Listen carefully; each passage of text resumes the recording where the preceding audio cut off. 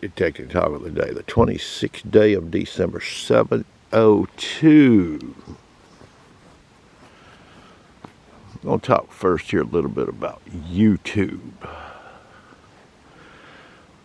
You know, I don't know what people think, you know, what they see, what they believe in, the conclusions that they draw, you know, when they peruse YouTube. But we're just going to look at metal detecting right now.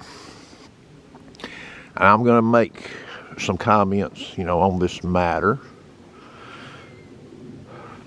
Would it be a fair statement to say the people that started YouTube channels earlier have more subscribers than the ones that started later? What's the general rule there when we look around? Probably yes, right? Would it be a fair statement to say the people with YouTube channels who live near and around more higher densely populated areas have more subscribers on average? Would that be a fair statement?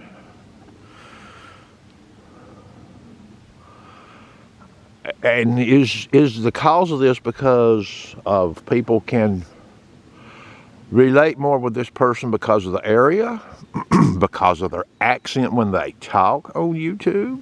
Is that a possibility? A person that lives in a more remote part of the United States where the population is less dense, would they have a tendency to have fewer subscribers? Is that a possibility? Just thought I would share that, you know, to make you think, because I don't think it's a good idea personally to place your credibility value when you're watching these channels. You shouldn't necessarily place it on the number of subscribers. Are there some good channels out there with some good content that have fewer subscribers? You better believe it. I've watched them. Some of them don't even have 1,000 subscribers. Okay. So you people out there wanting to look at metal detecting stuff and detector behavior and be able to draw some conclusions from some other people, don't discount people's YouTube channels that have far fewer subscribers. Okay. I made a reference in a video the other day, December 2010. That's when the old sharpshooter started detecting. And we're fixing to be in the year 2025. You know, during that time, I could have got a doctorate degree, a master's degree, a jurisprudence degree, a bachelor's degree. I could have got a couple of bachelor's degrees. The question is am I intelligent enough? Well, I guess we'll never know, will we? You know, I did break some records in my school system. When I went through the grades, I broke some records in my school. I broke some records when I was in the Air Force. Okay. And it was tied to academics. Okay, so I'm no fool. That's all I can really say. I'm no fool. All right.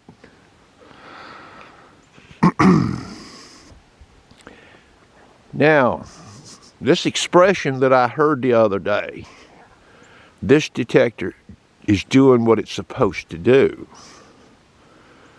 Remember that? Had this machine turned on for 5 minutes. It's doing what it's supposed to do. Well, how do we know what a machine is doing what it's supposed to do exactly? User's manual doesn't usually say anything about, oh, you buy this detector in the user's manual, it's going to bust a 10-inch dime. Give grade ID on it. Does it say that in any user's manual? Does it even say that in a user's manual? Oh, in miles sold, this machine with a stock coil, a busted 10-inch diamond give accurate ID. It doesn't say that in any user's manual, does it?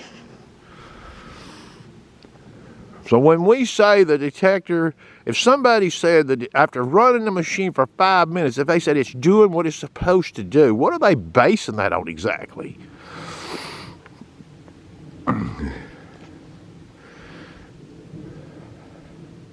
You know, I made a comment the other day, the Minelab Manicore is one of the more expensive detectors out there. It's also one of the most highest performing detectors out there, okay? There's a correlation. And I made reference. You wouldn't think maybe somebody would see the price of that machine and they would draw the conclusion, oh, you buy this machine, you're not going to dig any iron, you're going to dig all good targets. Well, the answer to that question is no, just like it is for every other model machine made out there. Pushing any VLF machine in iron, you're going to get fooled, okay? The machine's going to get fooled. Are there better machines out there than others in this department? Yes. Especially when you measure them against, you know, the percentages on what they can sneak out of iron ferrous for non-ferrous targets. See, some of these earlier made models, even single frequencies, they won't find this stuff around this iron and alert a user like some of these more modern machines. Okay, so it's like a sliding scale.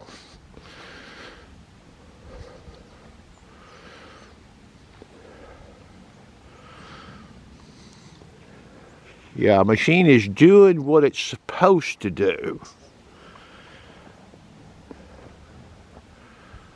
That's a strange phrase on it for a new release machine.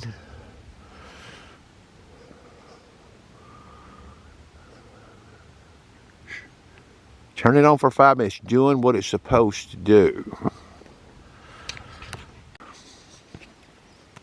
So these users' manuals for these metal detectors, you know, when you think about it and you read them, they're sort of pretty generic, aren't they? They talk about their ID scales. They talk about, they may give some, like American coin ranges, some of them, you know, what, you know. They mention the word depth, but they never tell you how deep the machine is.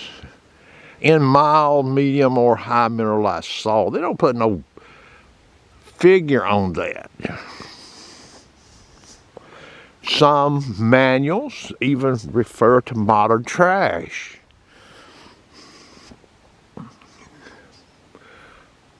But they don't really go into descriptive form on how the machine behaves or what to expect exactly, do they? It's very generic. Yeah, metal detectors, when it comes to using the manuals and basing your data, imagine if we never had a metal detector ever made in the world, VLF. And last week, or today even, the first metal detector model was released. And it had a manual written in such form as what we see today. Well, what would we know about that machine? I guess we could take it out and sweep it around in a little test garden for 5 minutes and say, oh, it's doing what it's supposed to do. We wouldn't really, what would we be basing that on? Okay, what we read in the user's manual? We didn't have any other machine to look at, did we? So if it only detected a 6-inch deep target, I guess we would have to assume it's doing what it's supposed to do, huh? But what if we got some other models out there, even made by the same manufacturer or made by other manufacturers, and we see a distinct difference? Well, that's what goes on in the metal detector land out there, okay? And we have people that shows metal detectors, and they talk about them.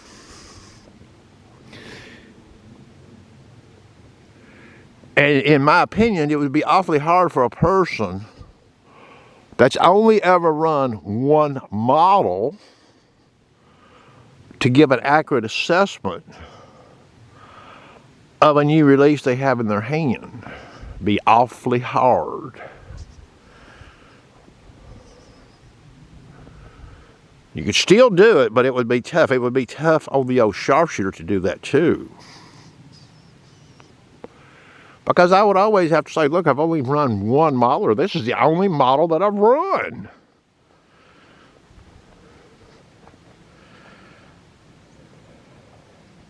So you see, what has happened here is we have these people out here that are doing exactly what I said. They are running more than one model. They have run more than one model, and they are comparing new releases to what? That's the measuring stick. It's not the user's manual. The user's manual don't tell you jack.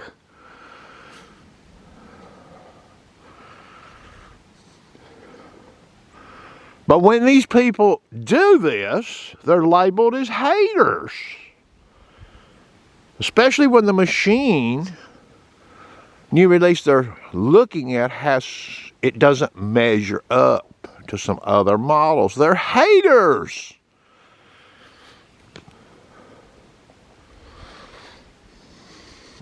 We can do this same thing with cars, rods and reels, golf carts, anything that's man-made. We can do this.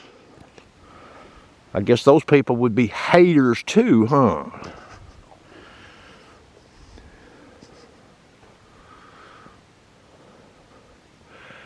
Detector performance. How it stacks up. And to bring up a machine that's, oh, well, nobody wants to buy those Turkish machines. Nobody wants to buy those French machines. Well, there may be some people out there that like that. And I don't have a problem with that. That's what you want. But when you're doing a video, you know,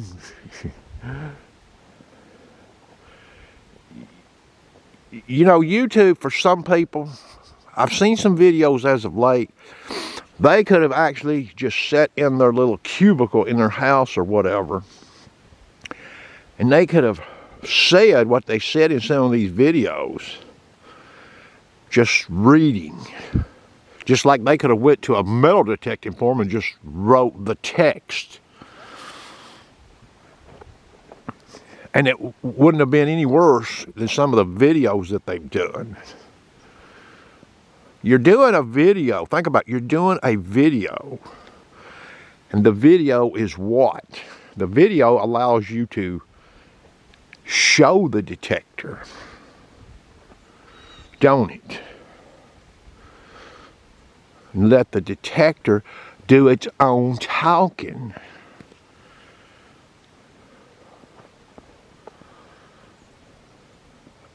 I guess I have a problem here too.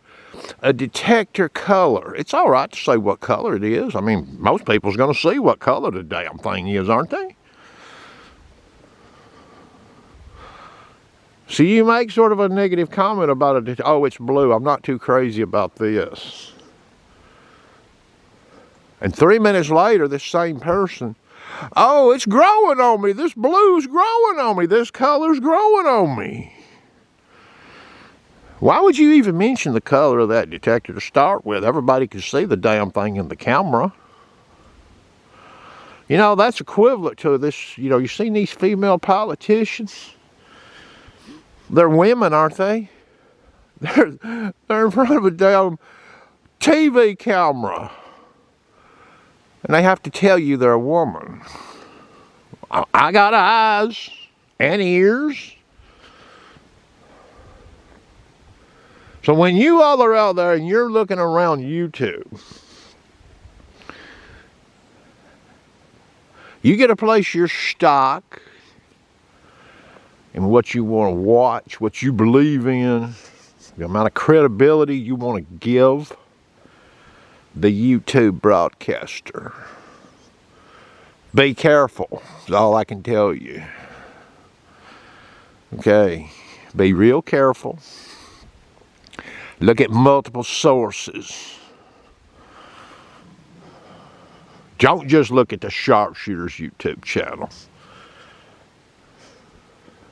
Don't just look at Calabash's YouTube channel.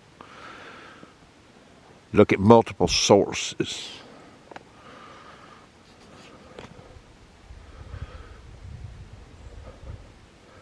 Listen to what they're saying. Listen to how are they talking like a politician in that video? Or are they talking like a person who's brass tacks, down to earth, telling you the ins and the outs, the pluses and the minuses?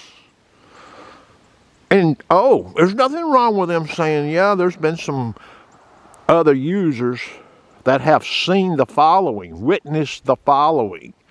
You might even not, maybe you don't see it when you're doing a YouTube. Maybe you don't see it. Doing YouTube's about metal detecting equipment. It pays to have a working knowledge of what some of the other YouTubers are saying about a piece of equipment, are seeing about a piece of equipment. It really pays. Because it's all of the YouTube videos together, really, that tells the truth about a piece of equipment. Not one, but multiples. All right? And this also goes for metal detecting forum posters. You don't listen to one person that says, this is the godsend of metal detecting. Buy this model.